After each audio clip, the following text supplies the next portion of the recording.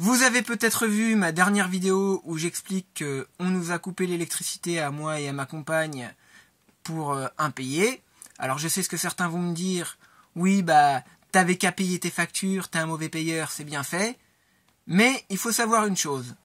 Là, j'ai dû brancher, comme je l'ai montré dans la vidéo, les téléphones, les cigarettes électroniques sur les USB de la voiture, brancher sur l'allume-cigare, mon onduleur branché sur l'allume-cigare, pour pouvoir recharger des batteries, etc.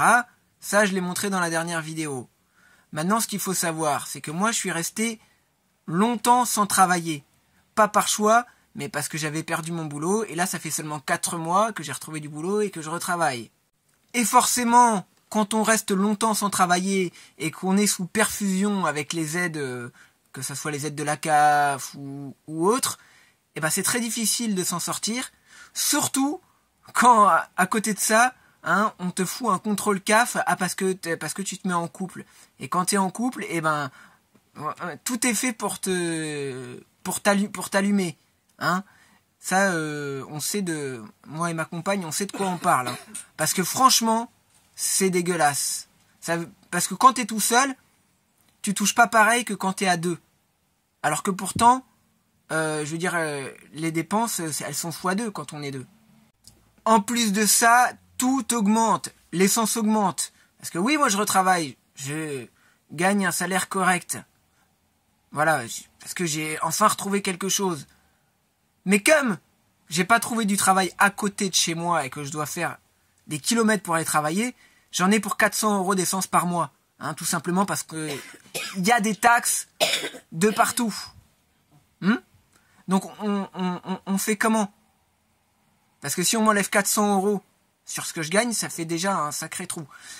Et forcément, quand ça fait longtemps qu'on n'a pas travaillé, bah moi il y a une dette qui s'est accumulée. Donc déjà, on a les 5000 € de trop perçus que la CAF nous a foutu parce qu'on s'est mis en couple, hein. Et puis il y a EDF, bah il y a une partie que je pouvais pas payer parce que moi j'ai choisi de payer mon loyer. J'ai préféré payer mon loyer pour pas être foutu dehors plutôt que de payer mes factures d'électricité. Ah oui, parce que aujourd'hui, on en arrive à être obligé de choisir quelle facture on va payer et quelle facture on va pas payer. Vous voyez le système comme il est vicieux. Vous croyez que c'est pour m'amuser? Moi, ça m'amuse pas du tout, hein. Ça m'amuse pas du tout. Donc après, voilà, on fait ce qu'on peut, voilà. Et quand moi j'ai proposé, parce que quand j'ai dit à EDF, bah voilà, moi maintenant je peux recommencer à payer parce que j'ai retrouvé du boulot, etc. Mais par contre, je peux pas tout payer d'un coup parce que ça fait une trop grosse somme. Ils voulaient pas faire un échéancier, d'accord? Ils voulaient pas faire un échéancier, ils voulaient genre limite que je paye tout d'un coup. J'ai dit moi, il faut étaler le paiement. Après, là, je pourrais payer. Mais non. Par contre, normalement, avec l'assistante sociale, quand on voit avec l'assistante sociale, normalement, elle peut elle-même appeler l'EDF pour voir avec eux, pour faire un échéancier. Parce que normalement, ça marche quand l'assistante sociale, normalement, elle a un numéro spécial qu'elle appelle pour pouvoir faire un échéancier. Voilà. Sauf que, moi, j'avais pris rendez-vous avec l'assistante sociale, j'ai perdu une journée de travail pour voir l'assistante sociale, qui n'a rien fait. Elle n'a rien fait puisque en fin de compte, il n'y a pas eu d'échéancier de programmer. Elle m'avait dit qu'elle ferait le nécessaire, etc. pour faire un échéancier. Il s'est rien passé. Et du coup, là, pourtant, on est en pleine trêve hivernale. Mais ils ont quand même coupé. Hier, ils ont coupé l'électricité. Voilà. Donc, c'est pas de la mauvaise volonté. C'est juste qu'aujourd'hui, comme des millions de Français, bah, forcément, je suis dans la merde. Après, il y en a qui sont encore plus dans la merde que moi, hein.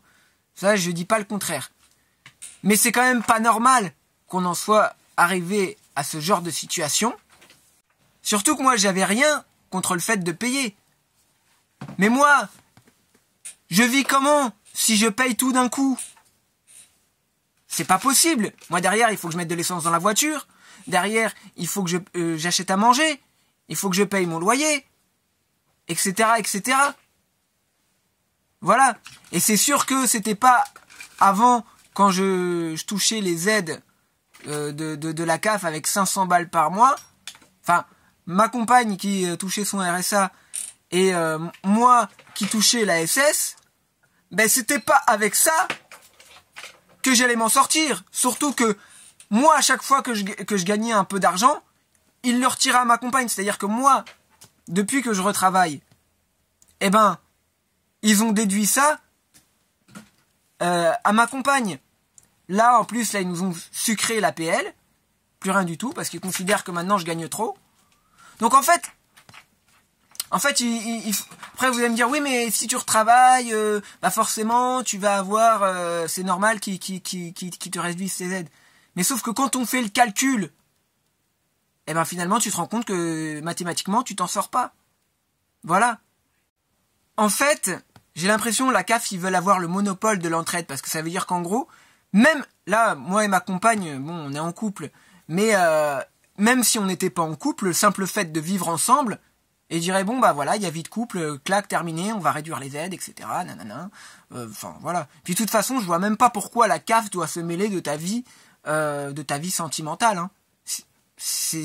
Normalement, ça les regarde pas, en fait. Voilà. Je précise, ça ne regarde pas la CAF d'un point de vue moral. Ils ont pas à savoir, en fait, avec qui tu es. Voilà. C'est tout.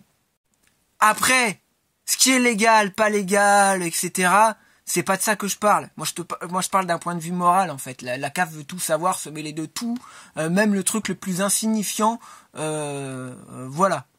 Avec qui tu couches, avec qui tu... Non, en fait, avec... Non, mais c'est incroyable. Si t'as un petit ami ou une petite amie, non, et c'est... Voilà. Ah, dis aux gens, là, faut dire aux gens, s'ils veulent s'inventer des vies et tout ça, eux, ils vérifient sur les réseaux sociaux. S'ils font des fausses vies, eux, ils vont les allumer de toute façon. Ah ouais, et puis même si vous... Le pire, c'est que même si vous faites une mise en scène et que vous inventez une fausse vie, voilà. Eh ben eux, ils vont considérer que c'est vrai. À partir de... Pour eux, si même une mise en scène, c'est vrai. Vous faites un jeu d'acteur, que vous êtes un couple ou je sais pas quoi, et ben en fait, eux, ils vont considérer que vous êtes vraiment un couple, en fait. Exactement. Ouais. Voilà, c'est ça. Ils ont pas la... Ils font pas la différence entre le réel et le faux, quoi. Bah bien sûr. C'est dingue.